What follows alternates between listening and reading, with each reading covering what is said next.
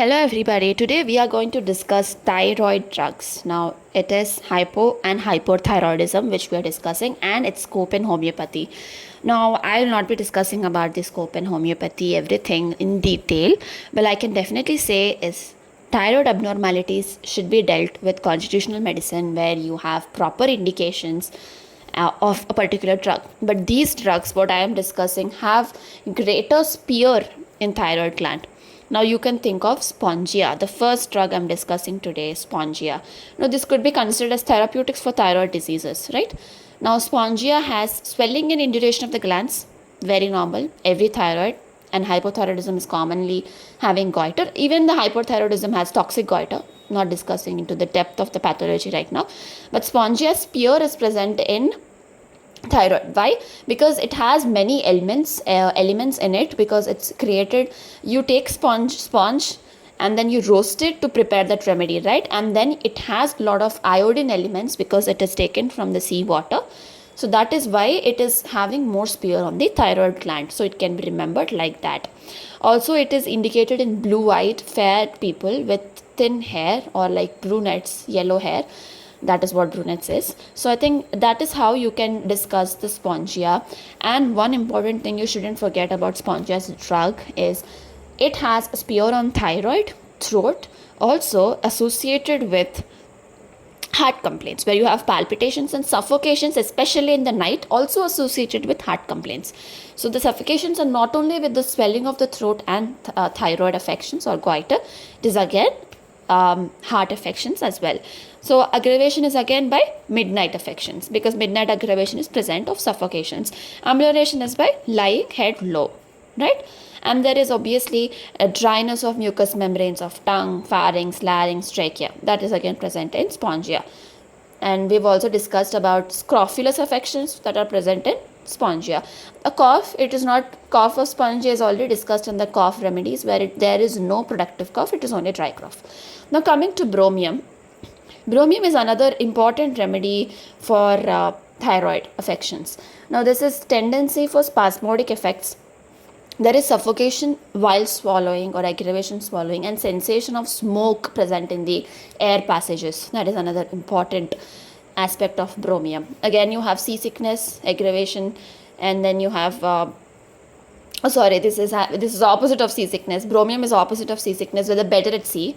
And then you have better from any motion and exercise also is present in bromium. And there is constriction of larynx, sensation of constriction of larynx, spasmodic closure of glottis, and difficulty in swallowing. Also, it is indication of glands of the neck when they are swollen, like as in goiter.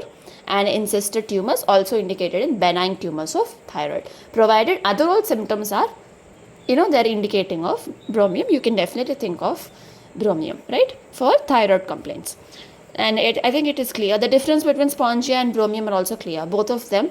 Bromium comes under the same iodine, chlorine, bromine. They're all halogens, right? And they do have important spear on thyroid gland, and even spongia also affects in thyroid affections.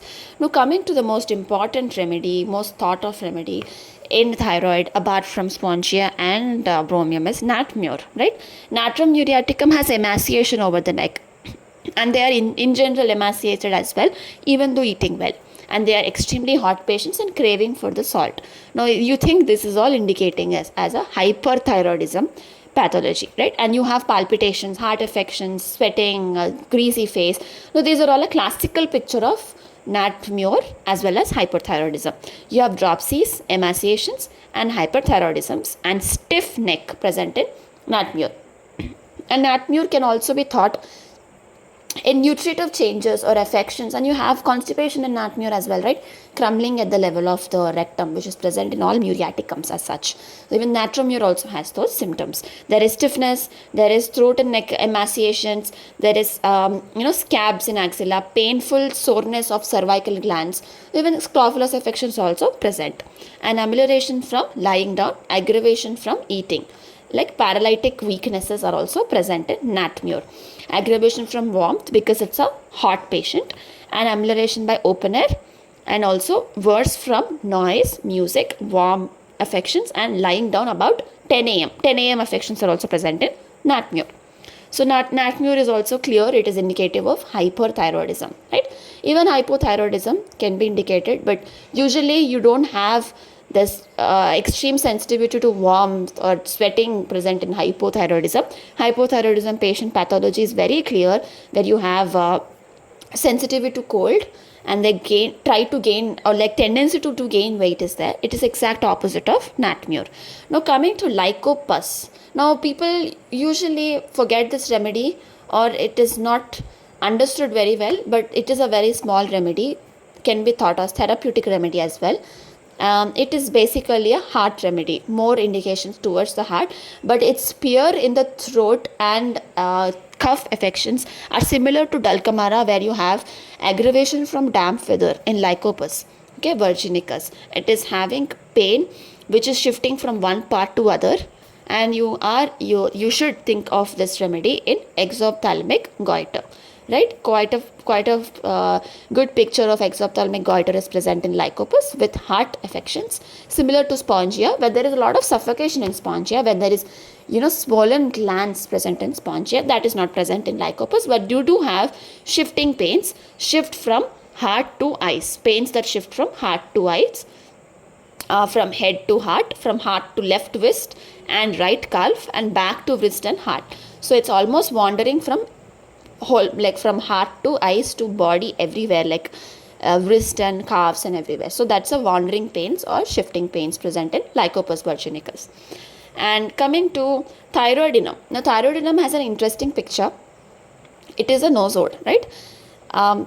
It is in sarcode, right? So thyroidinum has an interesting picture of hypo and hyperthyroidism, right? Both are included in this thyroidinum drug.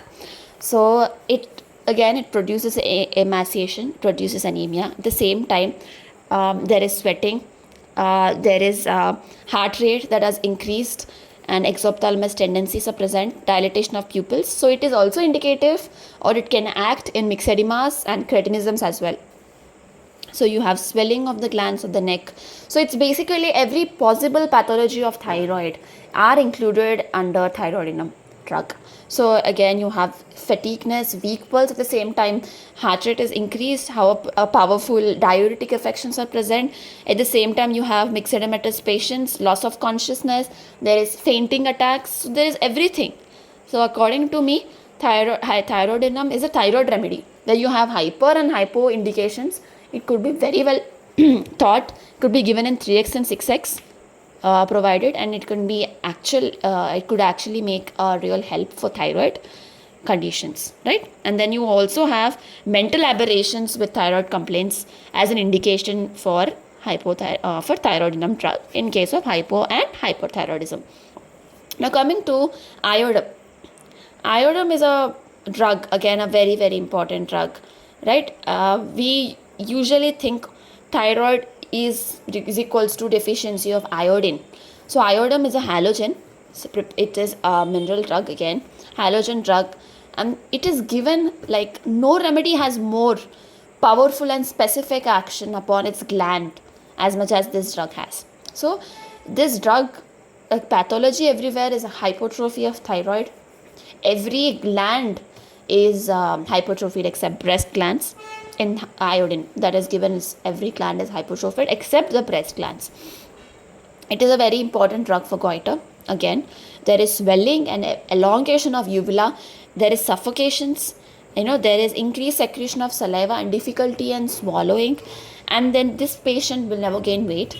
It's not like never gain weight, but they have difficulty of gaining weight. And again, so it is indicated in hyperthyroidism, right? And worse, warm room. So it's a hot, very hot patient, and amelioration by open air